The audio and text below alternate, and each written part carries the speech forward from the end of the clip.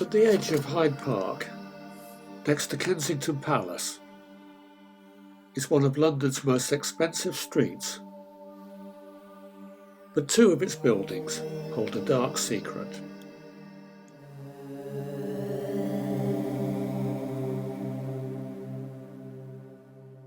In October 1940, when Britain was alone and threatened with invasion, some officials came here to check out two buildings. Soon they became the headquarters of a network of interrogation centres, or cages.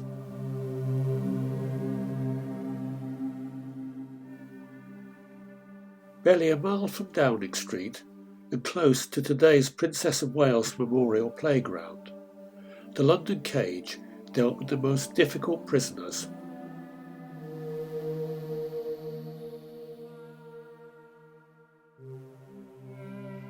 Holding up to 60 at a time, by the end of the war, more than 3,000 enemy prisoners had passed through these gates.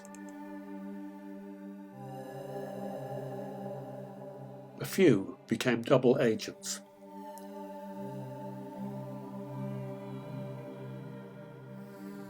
When the war ended, it was very much business as usual. Now a place that produced hundreds of signed confessions for the Nuremberg war crime trials. The London cage clearly produced results, but how it achieved them was not as clear. One suicide was reported in the press, and the following week the Red Cross were denied entry. Before allowing any inspection, the commander at the cage recommended that the secret gear that used to check the reliability of information should be removed, adding that its removal would take about a month. Claims of mistreatment were received during the Nuremberg trials, but coming from Nazi war criminals, they were easily dismissed.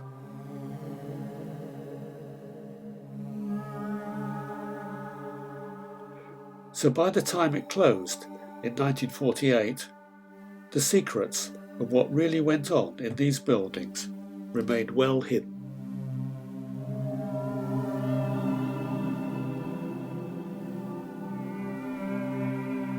The secrets may have remained untouched, but in 1954, its chief interrogator, Colonel Scotland, tried to publish his memoirs. The government immediately seized all his manuscripts, and with good reason. In a revealing work, he wrote that he would arrive in the morning and think, "Abandon all hope, ye who enter here." Soon MI5's legal advisors concluded that the contents of his work showed that interrogators had contravened the Geneva Convention and international law.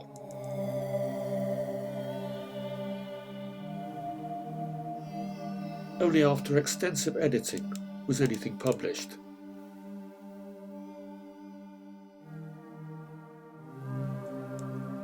The buildings that contained the Colonel's office, cells and interrogation rooms are now part of an embassy. The building next door was used as a guard room, and the basement was possibly a place of torture. In 1961 it was demolished and replaced with a block of luxury flats. Within 40 years, one of these flats would fetch $2.5 million. And in 2007, another sold for over $10 million. But in this exclusive street, the occupiers are only leaseholders. For this site of an establishment secret and cover-up, and the ultimate symbol of London's grossly unequal housing market, remains today property of the Crown.